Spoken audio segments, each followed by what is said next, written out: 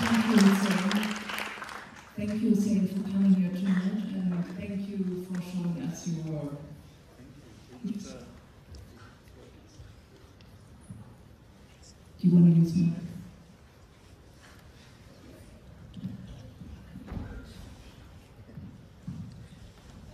Well, thank you everyone for coming. Let's see, okay, so thanks for coming. It's a really exciting turnout. I'm really happy with, let's say, the number of people here. Really thank you for making it here on a Monday night. First of all, I'd really like to thank our president at HTV, Annabella Raisha Shaiba. I'd like to thank our vice president, Stephanie Mothagen Schnoren, Dean Susanna Keller, and then our team of professors, Horst Petzer, Johanna Mikkel, Andrea Buchhagen, Anke Schröder, and Maya Schulz, and of course, Grit Seymour. So I wanted to thank the team because it was through their support that we can actually do this event tonight, especially through the support of Annabella and actually Susanna. So without them, we couldn't have done this. It was a big organization for us. And yeah, let's start with questions. Okay, so let's enjoy this. So actually the work that we've just seen tonight is a really good example of your general approach to design, and I think it really shows that your origins and expressions of your work are very diverse and very complex, and I've actually known you as someone who's constantly asking questions, someone who's like super curious and interested in like almost all aspects of life and even beyond. And this could be like, you know, the weather, the mathematics, family, like so many influences, so many inspirations. You seem kind of super sensitive to everything which is around you. So I wonder, like so many influences could be actually overwhelming for some people, but you seem to be able to kind of spotlight at one theme at a time. How do you actually choose the themes for your work, and is it like mainly a rational method or is it purely intuitive?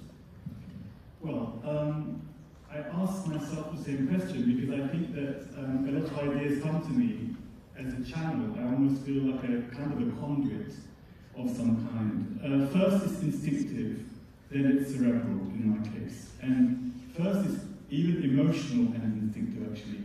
Then I intellectualize or I use my brain in a different way. But I first have to feel something. And I am essentially an emotional person, but somehow my brain can get very rational as well with it. So I think it's probably to do with that plus my curiosity. I think curiosity is the biggest drive for me. I feel like I feel blessed that I have curiosity because not everyone has curiosity. Also, there are many things I don't understand in the world, so I use my work as a means to understand the world while I make proposals. So there are also, let's say, excuses to understand various facets of life whilst I'm creating a new perspective on it, hopefully. Yeah, I totally see it that way. That feels actually very emotional and very deep. Yes, I was really emotional there. Like I was seeing it for the first time and I'm like, I can't believe it. Even because there was so much work that went into all this, the music, which moment the girl's going to come out, you know, what order they go in. I mean, it's painstaking work, I have to say. Yeah. I know, and every time I see it, it kind of makes me fall all over in love again. Oh, thank you. Well, it just makes me feel nervous as if I was there, and it's just bringing back the same feelings. Yeah. So actually, your shows have been groundbreaking, like things that people had never seen before. You're really like a pioneer in many fields, and you actually once said that you communicate the things that we all know but do not know how to articulate. And so let's have a look process behind it, because you actually, what many people don't know, you're actually not only a fashion designer as such, you're really a storyteller. You tell stories with your clothes, and your shows and even your clothes themselves, they have like really intricate and profound narratives and even philosophical thoughts. Now, fashion isn't exactly known for philosophy, isn't it? Not even for art, although that's closer. And you actually left the fashion world and the fashion press, particularly at the time when your shows came out, you just left them flabbergasted and in awe. And actually, as Sarah Moore, who's one of the most renowned fashion journalists, once put it, and also wrote in your book, she just said, I had just no idea what he's talking about. So the fashion press really didn't know how to categorize your work, where to put you in a box, and you just left the most seasoned journalists out of the depth. Were you actually aware of that fact, and were there like any funny misunderstandings? Well, I tried not to care so much what people thought or said, but mostly I just spoke about the ideas, and I think probably I spoke a language they didn't really understand, but it wasn't intentional, I just was really being myself. And in the fashion world, they do want to categorize you if they don't understand you, or you're the intellectual psychobabble or whatever, or there's all these little titles. And I think I didn't want to be boxed anywhere, and also I had an art career, a parallel art career, with my, all the way along, right from the beginning. I was working with galleries pretty much from the beginning, so it wasn't like, oh, I decided to be an artist. It was very much together, it was part of the same world. I could do a whole presentation just with my artwork, but music as well. Yes, and it's also interconnected. So I was just being myself, honestly speaking. I went to St. Martin's, which was an art school where fashion happened to be a department. So it wasn't a fashion school. So I interacted a lot with the artists in the course. They modeled my final show and everything. So I was from a place where I feel like, the worlds kind of collided and harmonized as well. And I found a way of creating a sort of a journey for myself. But I did feel quite alone, I have to say, because there was nobody else working like me apart from the Japanese designers. So very early on, I remember Comme des Garçons team kind of embracing me in a way. I was one of the first designers to be at Dover Street Market with a given corner. So I felt like I had something common with them, really more. But even though I was in London and surrounded by, let's say, a rich culture, I did feel quite alone. And in some ways I still do, because I don't know anybody else that works a bit quite like me that I can take advice from, because of the ways in which I work in a cross-disciplinary way. Yeah, that's really a unique position that you took there. Yeah, it's a curse and a blessing. Yes. Yeah. Yes, I understand. And so, what actually drives you? What is your mission? What do you want to communicate? I think what drives me is my curiosity to understand the world in a better way, because I don't really understand many things. And especially, I don't know, really overwhelmed with what's going on right now in the world. I think it's quite an awful place. And also, another thing that drove me, or still drives me, is risk-taking. I think it was very important for me to take risks. And there are many moments, we've done one show with kind of like sugar glass, for instance, that the models break, and they're like their alter egos, and there was like 2 centimeters as the model walked past the sort of the screen before she goes out, and had she touched it, it would have smashed. And I remember that was around the early 2000s, I thought, after that, I'm not going to take these risks anymore. She made it was okay, but basically, I thought, oh my God, no more risk taking like this, because it would have just killed the whole show. So I think I feel quite, in a way, fearless, because I think life is so short, and if you don't take risks, things won't happen. So I really encourage everyone in their field, in some way, to take risks. I mean, unless you're a brain surgeon, you can't take risks, but in the creative sphere. Yeah. Okay. Well, actually, let's describe your work.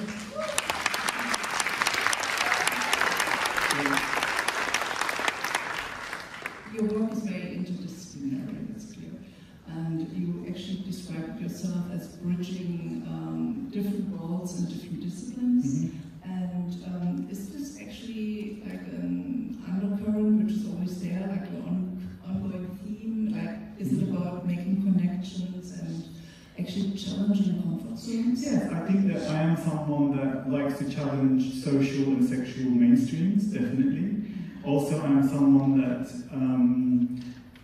in a way, is interested in, let's say, modern anthropology. I'm interested in the way we live, how we react to things. I'm interested in body language. I'm interested in different cultures of body language. I would say I'm interested in disembodiment. It's a big theme in my work.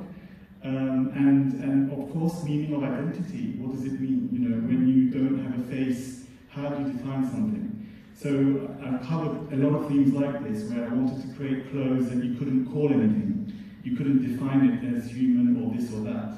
So I feel like I have a broad range of interests, but the common, let's say, the sort of Venn diagram, the common factor I'd say is probably modern anthropology and perception. I think perception is a big thing, how we perceive things. Yeah. So, being such a multifaceted artist, I would say, what actually made you choose fashion? What do you like about fashion? Actually, I don't get asked this question a lot, but I do have an answer for it. I thought when I don't know if you guys know, I don't know what part of the audience here is familiar with the British education system. You do a foundation course, and then you do a degree course. So when I did a foundation course, I basically did everything, painting, installation, sculpture, etc. And I remember my tutor telling me, you can just apply to St. Martin's to do art.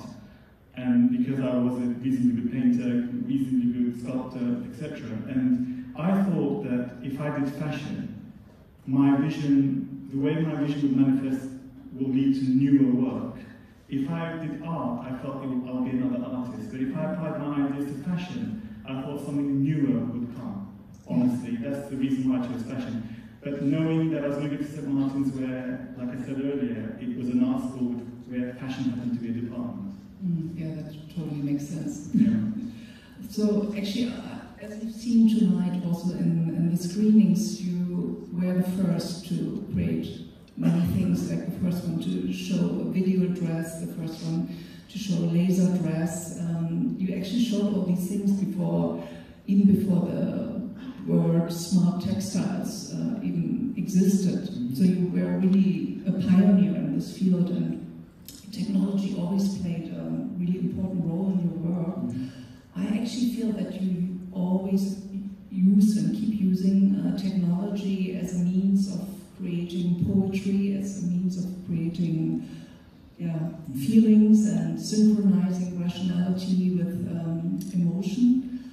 And how do you actually feel right now where fashion will go in the context of the rapidly developing of robotics and artificial intelligence? Yeah, I feel like more and more people will be able to make their own clothes at home somehow. I think you'll be able to somehow customize formulas maybe that designers would give, but you'll be able to make your own choices. I think more and more this will happen. I think also that then, because it's going to be, let's say, so machine generated, I feel like craftsmen will become valuable. So people that make things by hand will be sought after. This is where I think you will have this kind of scenario, I think, of like opposites. But the things that are disappearing would be sort of more sought after. Yeah, I feel, and then you asked about technology. For me, it's a tool. It's not a means to an end, it's a tool. And I always thought you can do newer things via technology, because fashion is so cyclical, as you all know. You look at shows now, great shows, but I can tell you that came from this came it's sort of, you know, technology is the only thing that I feel could really, in a way, help you innovate. Yeah, I think that's really true. But then, a lot of the time when people apply technology, I feel they don't understand the body enough.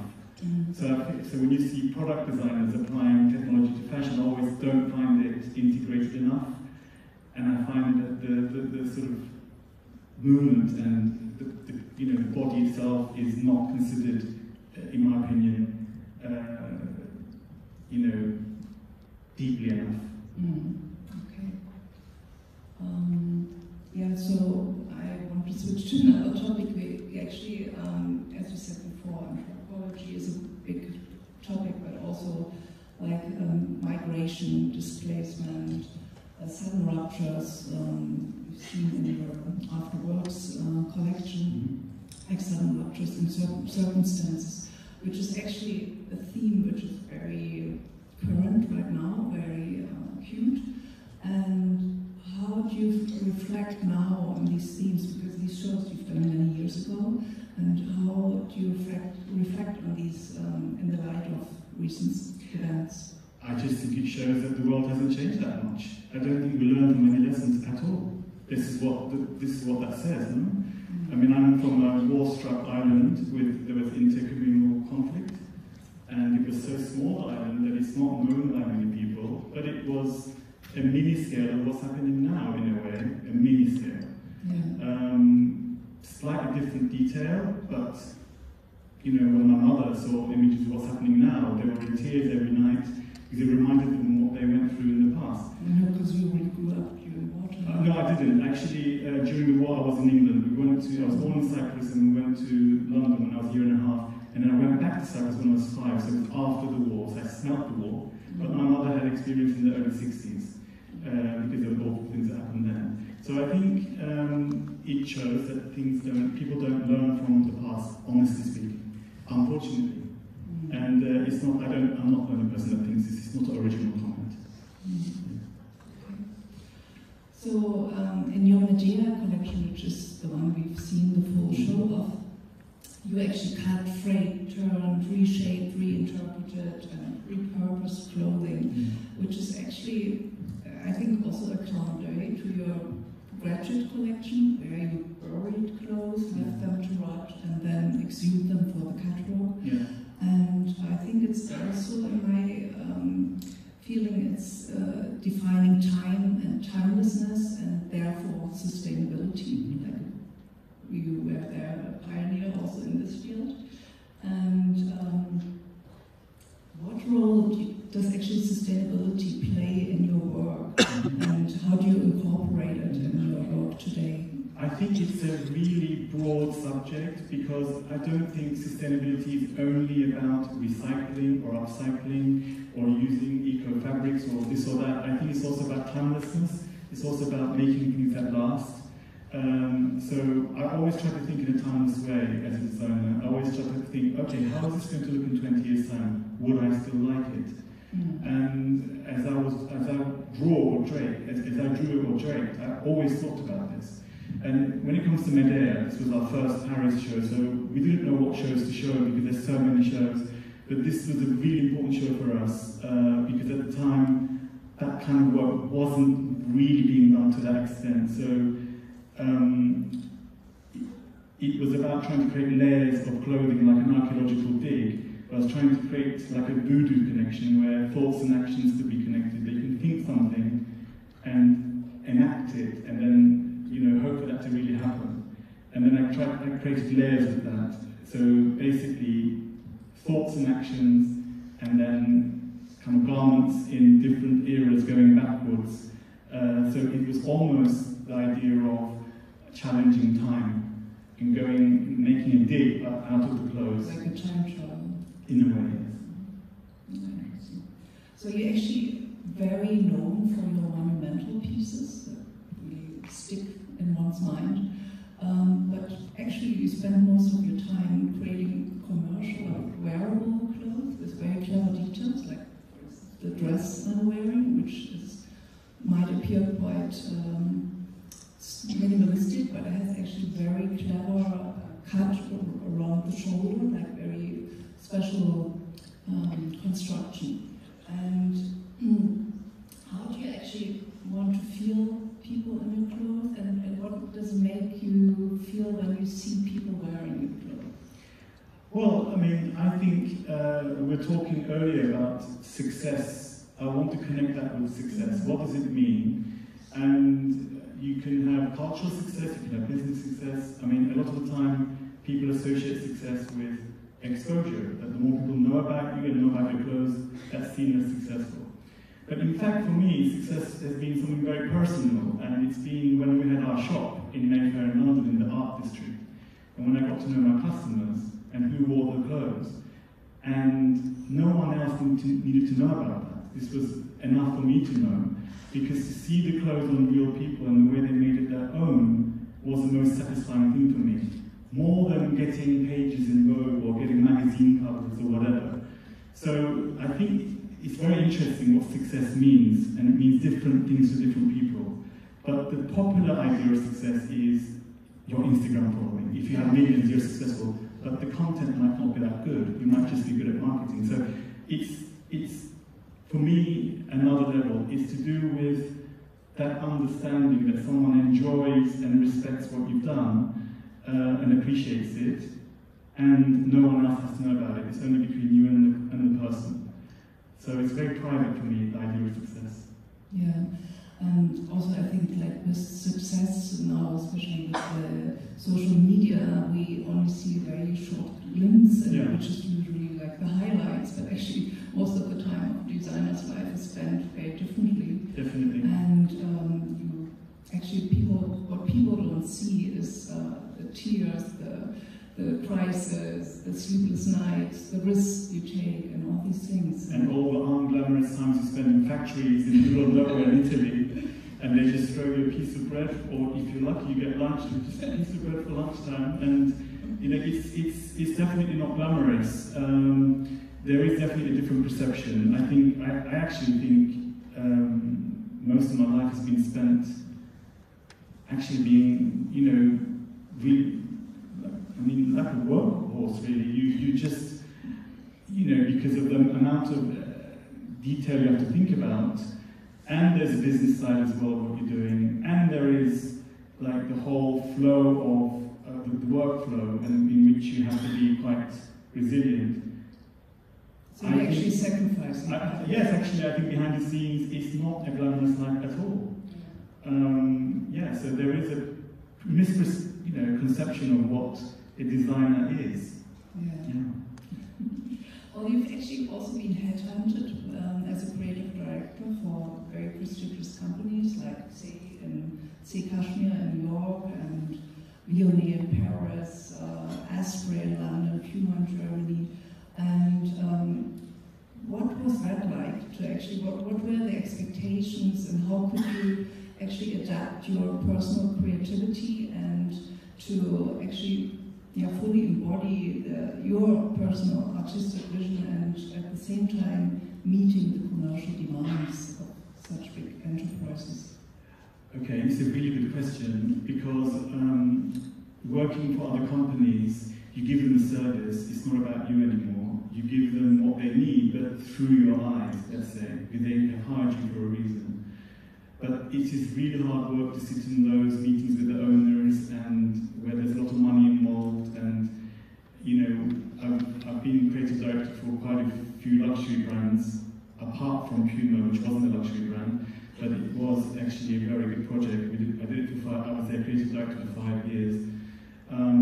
I think working with people and being cooperative is the key. I think you need to be a good communicator, and you need to also lose your ego and give them what they need, but you've got to be really patient, and you've got to know how to talk. And I think I owe that bit to my Cypriot background, where I think there is a social dimension in the way we deal with people. I think we come from a broadly more social culture than, let's say, Northwest Europe. And I think that bit of my brain helps me sustain those relationships, because they can be very tough. Because socially I am Mediterranean, but I think discipline-wise I'm really a Londoner. Yeah.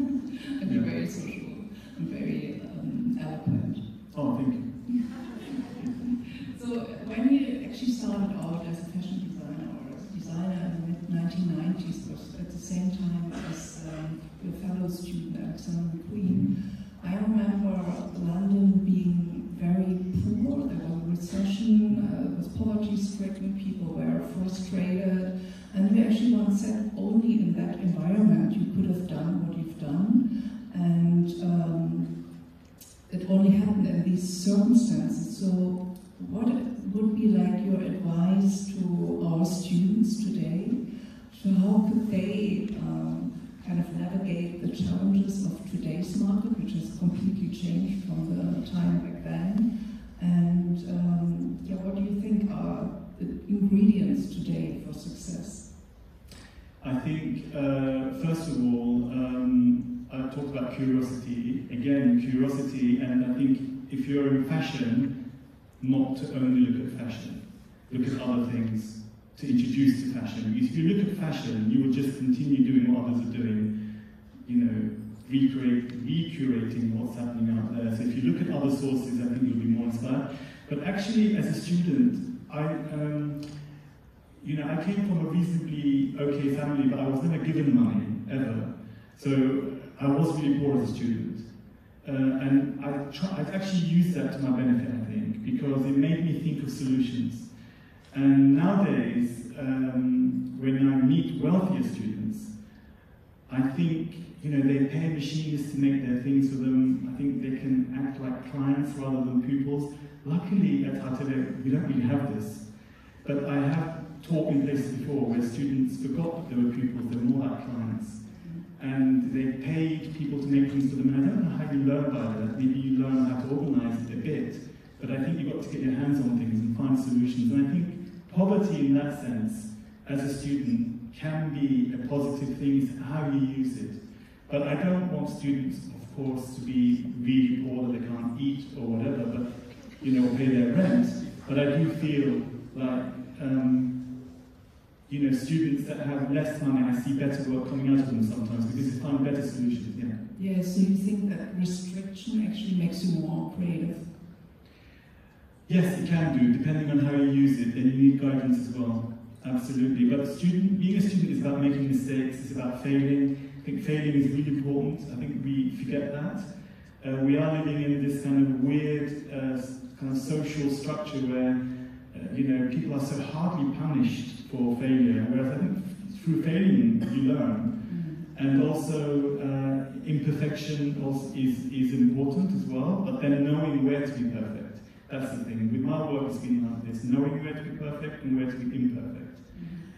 So it's that kind of balance as well. Yeah.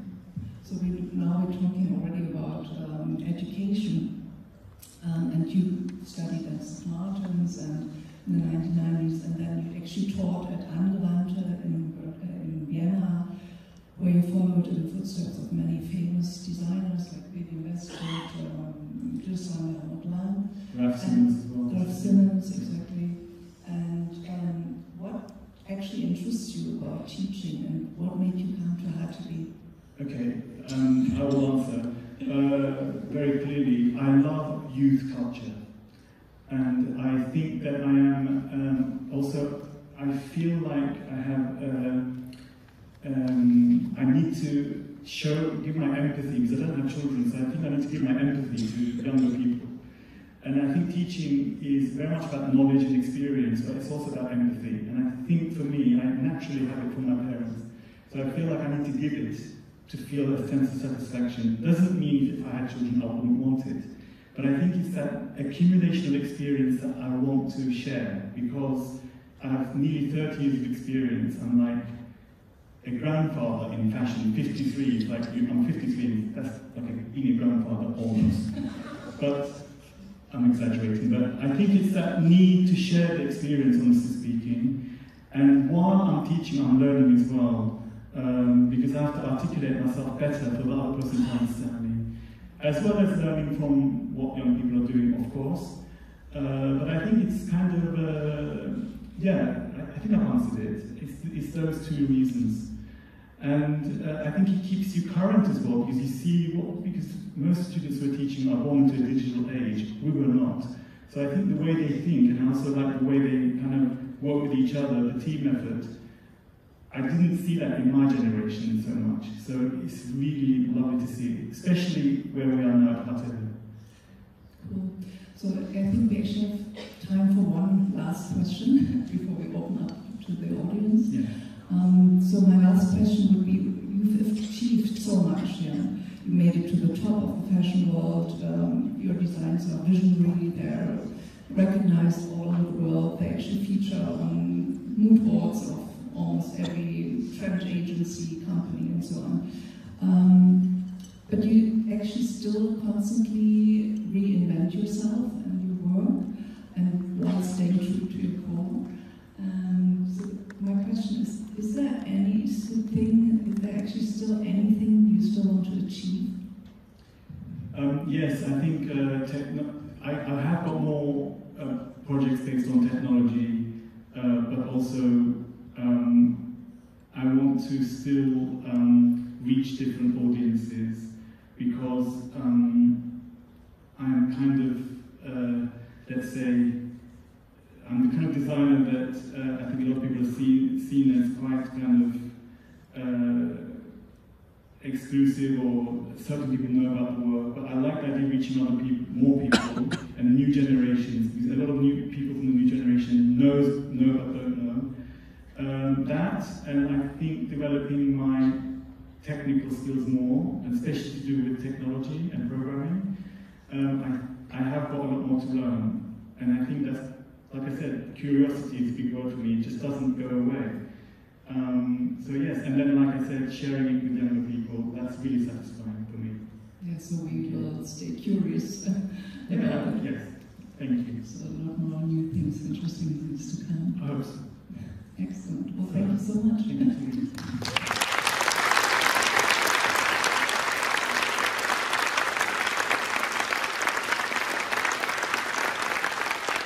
Very quickly, I'd like to also thank Arne Ebel, just who organized this whole event.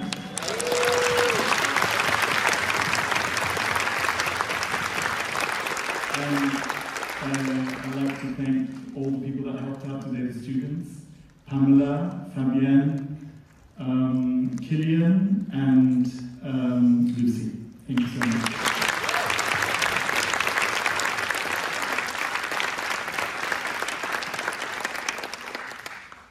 So, any questions? Yeah, there's a question. Oh, yeah.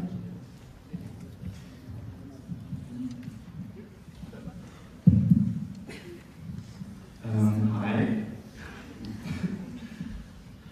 I was wondering, because your work is very loaded with complex ideas and it seems very thoughtful, but fashion is perceived as a very short-lived and quick medium. How do you reconcile these two contrary concepts? The transience of fashion, you're talking about, yeah? The transience. Mm-hmm. I try to build a language and rely on my language and my worldview rather than being a victim to the whole cycle. Actually, right now, I'm not doing collections anymore like this. I'm only doing collaborations and projects I want to do, besides the teaching. Because I don't want to be a victim to the whole seasonal nonsense, because I feel like you become a slave to it, and I was a slave to it for many years. So I think I'm at a stage now where I want to pick and choose projects I want to do. That's how I deal with it. I am really very independent in terms of I don't want to rely on other forces. I've been like that always from a young age. That doesn't mean I have an easy life, no, always, because of that. But it's my choice.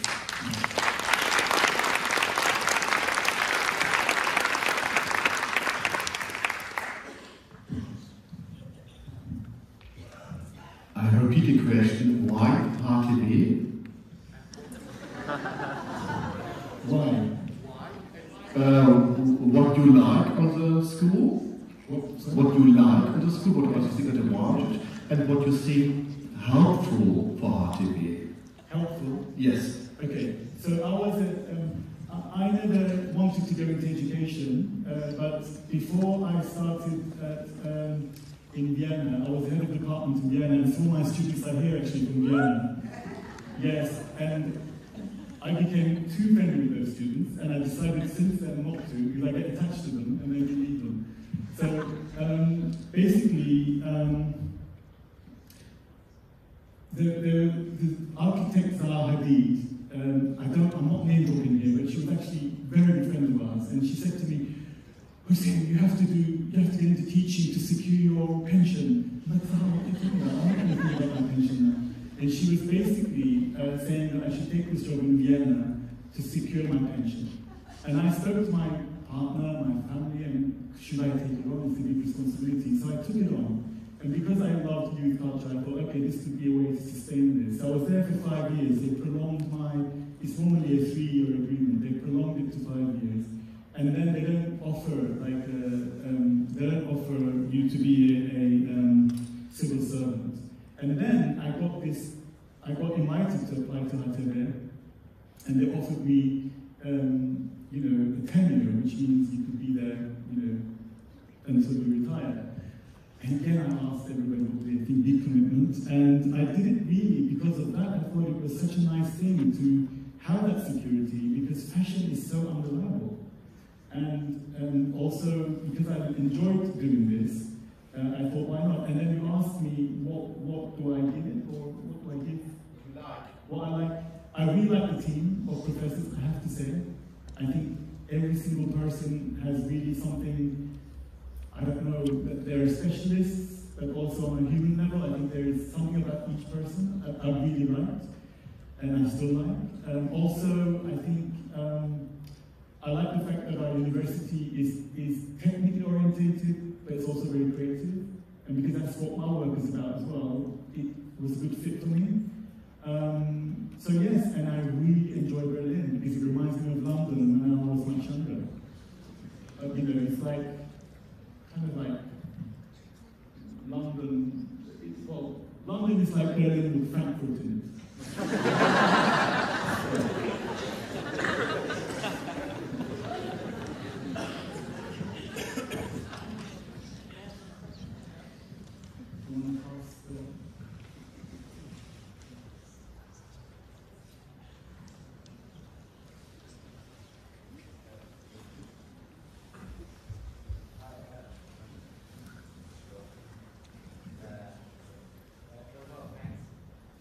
First of all, thanks for being here. And you talked about being a creative director for other brands and collaborating in that sense. And I was wondering, how do you go about collaborating, let's say, on music or the performance for a show? Do you still see yourself as a creative director and setting people up to fulfill your vision, or is it more letting people go free and see what's It's a combination. It's going to someone with an idea and then letting them enjoy that within the framework that I've created. Otherwise, there's no vision. If I don't have a framework, there's no vision. But you want the other person to enjoy what they're doing as well. So this was a Philip Glass orchestra. It was so hard to find because it's really the last one. It's a real specialist thing. It's a really difficult thing to perform. And it took me months to find them, and then eventually I did, and they performed an original score from Mishima, the film. But it was a big job. So the music side really interests me because it sort of helps me gel what I've designed. It helps me create the feeling of what I'm trying to say. And I do feel, I'm going to say it because it's really what I think, is visual people, I think, for me, are sort of like poor man's musicians, because we're trying to create the same effect, but we can never be as visceral as musicians, in my opinion. So I think music would have been something I would have done had I not done this, I think, definitely. Yeah. Thanks. Thank you. I think I'm next. Hi. With my question, I'm not sure if there's really an answer for it, but I would like your thoughts. I really share your concern about the world right now and how maybe people are not learning from the past. And you said that curiosity is your drive, but I guess what drives you when your work coexists to this kind of hopelessness? Okay. Well, there is a hopelessness, definitely. that we're all feeling. A lot of people who have a few brain cells feel, right? I think at the same time, life does continue, and I think, I don't know, I wish we could all do more. I just don't feel at the moment that I'm doing enough, for instance, personally. I can't answer the question because there is hopelessness around, and I do think we're living in a biased environment, generally speaking, but at the same time, you know, in London where I am, I'm quite lucky that it's kind of like very international and there's all kinds of perspectives, so that's a bit of a comfort for me because, you know, I am seeing many different perspectives on various subjects, and I do find it quite open. Yeah. So I think like we all are, trying to survive within a hopeless scenario. I think that's what's happening. So I guess what becomes important is your relationships. Can you do something to help someone suffering in the Middle East? Can you? Can you not? I think these are good questions, but I think our daily routines anesthetize us sometimes from these things, and I don't think sometimes we do enough. So yes, it is an issue. Hi.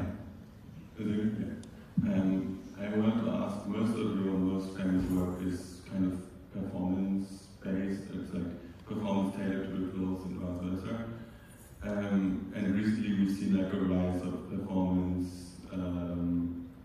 kind of being used to also just generate attention in general. If you think like Coperni or something like this. So I wanted to ask your opinion on this. Like, do you think it's like kind of appropriating the medium for attention, or do you not care? I think it depends on how authentic you are. I feel like if you really authentically want to perform because that's the way you can express yourself, of course it's valid. So yes, I think if it suits you, yeah, I do support it and I do believe in it. But are you asking me if it's a trend, or is that what you're saying? I'm asking because I feel like the work you've done is kind of what's always been referred to as the original kind of performance fashion heritage. But when I see things like what Coperni is doing, for example, for me it feels really inauthentic, and it feels like more like a attention-grabbing thing to just sell more clothing. It doesn't feel self-motivated to me. So I wanted to ask if you have any kind of feelings about that. I don't want to criticize another brand, honestly speaking, but if this is how you feel, it's how you feel. Okay? Good. I don't want to criticize another brand. Yes, that's not my place right now. Okay. I wanted to ask you if there's something that's like when you create things or design things, you always turn to again, like something that really struck you. I don't know. Yeah. Yeah. One thing. Yes, I think that I am interested in clothes that somehow have their own sense of life, even when there's no technology involved. I think even when it's a compositional piece, like to do with colour, there's something about that piece that if it has its own sense of life, I feel it works. And there's this invisible law that I've created for myself, and I know when that happens. So part of what I do is quite instinctive and quite to do with feelings and an eye, and it's something hard to explain, but if it has its own sense of life, for me, that works. I see, thank you.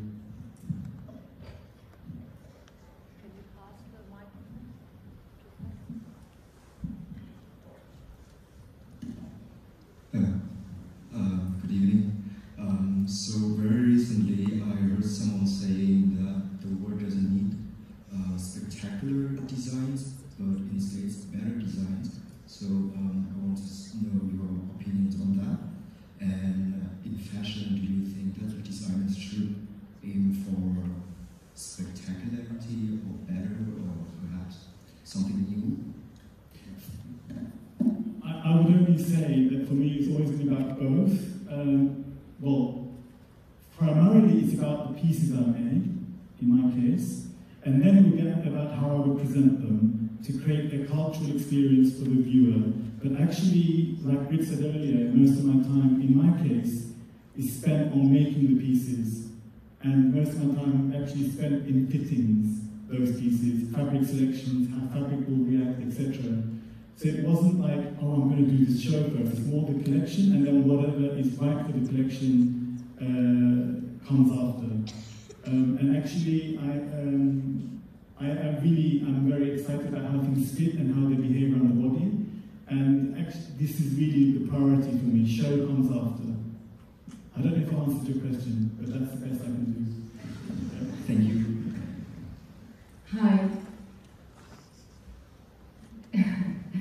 I want to know, because you're an artist, so everything that you do might be very visceral, something that comes, that you need to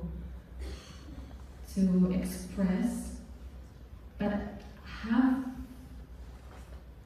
have you got the moment in your career where you've been disappointed about fashion, bored, and how do you overcome this, and how do you use this opportunity to create new things or to be excited again? Yes, I'm able to turn disappointment around. It might be my star sign or something, I don't know. But I am able to bounce back. I have been really disappointed in the past. I experienced a lot of things, you know, where I would go for jobs and my contemporary would get it, I wouldn't get it, but then I would bounce back again, bounce back over and over and over. I can write about it actually because it's quite interesting to read. But I think you've got to, you know, see it as your journey and be the best within that. But yes, I have been disappointed with a lot of fashion people, but there are also many people in fashion that I love. You know, individuals, so it varies. But I think what really saves me is my own cultural background. I am really connected with 3 places. It's Cyprus, Greece and Turkey. I feel really a big connection with those 3 countries. Because my cultural background is a combination of these countries, actually, my roots. And I feel, I really love the social culture there. My friend Otis doesn't, he's sitting here. He's Greek, he hates Athens, I love Athens. So I do feel like a real affiliation with the social culture there, and my family, I have quite amazing people in my family, which creates the balance. I think this is very important, that when you are in a quite a kind of a horrible industry actually, if you have family and good friends, it balances it out. Thank you. Very personal question.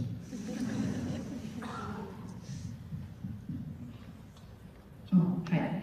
I also have a personal question. From all the things that you've done, what are you most proud of?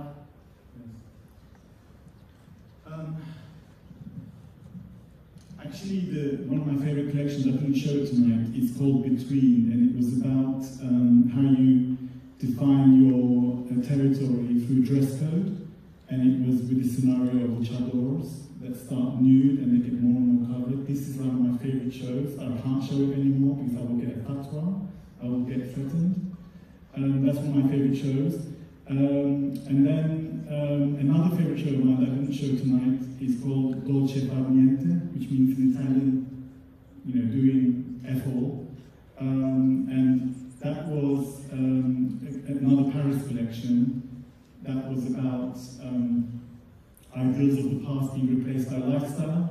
If you type in Dolce Far Niente, this is one of my favorite shows, and I compared the show in disguise, meaning, you know, in the old times when designers used to say, oh, and then this model comes wearing this, I did this, and I disguised my voice. This was one of my favorite also projects. And also, Gravity Fatigue, what we saw from there was really challenging. It was really my work as a dance performance, actually, and kind of quite a broad range of work as well. But I feel that the most challenging, difficult project was a project called 111, where we made these mechanical dresses that move from one era to another. That was the only time where I was in actual tears from stress. But I showed Gravity Fatigue that had a moment of that, because that experience was gained from that project. The red dress that changed shape is from, the technique of that is from the collection I just described. But that was probably the most difficult project I did, 111. It was just incredibly difficult and risky. Thank you. Thank you. You have talked about digital art as well, and your new interest for this subject. So, are you only thinking about fashion, or also digital art in general, or digital interior? I don't know. And what are the specific things you're interested in? I'm not thinking anything specifically. It's to do with the idea. If I think the idea suits a digital representation, I will do it. It's to do with the idea always, how it feels right to represent it. I don't start with, I'm going to use digital anything. Like, I think first of the idea, and then I execute, depending on what suits it. Sorry, a bit boring answer, but that's the reality. Maybe one more question? Yes. I have a question. Why do you think the world needs fashion designers, and especially to think about why do the world needs in the future fashion designers? Why does the world need fashion designers? Yes, more like in the future, like when you start with your fashion design studies, I think maybe there was other reasons than today. There was definitely less designers. It became then quite fashionable to be a designer, of course. But my answer is going to be more about why does the world need creative people? I think because you can also say there are many artists. Why do we need more artists? Listen, it's to do with the fact that I feel creative people, probably transport you and probably help you, think of the world in a different way. And there are many people that does it, different degrees of success. And I feel the reason why you're asking me this question is because there's just too many designers, too many artists maybe. But that also creates an energy, because then everyone maybe improves their game because there's more competition. So I don't think there's anything wrong with it. And also if someone is really creative and that's the way they want to live their life, and that's when they're at their happiest, they've got to do it. But I feel like if you enjoy your job, it won't feel like a job. It will feel like, it will be kind of your way of being. But I cannot say just because there's too many of them that there shouldn't be more, because I also think the numbers help improve the game, because people compete more. So I don't see anything wrong with that. We're done.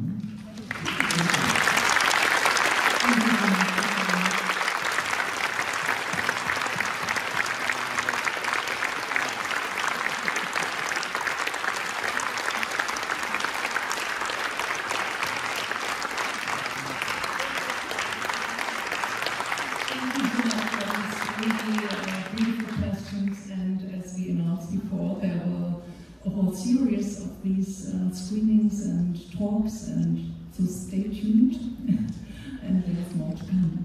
Thank you.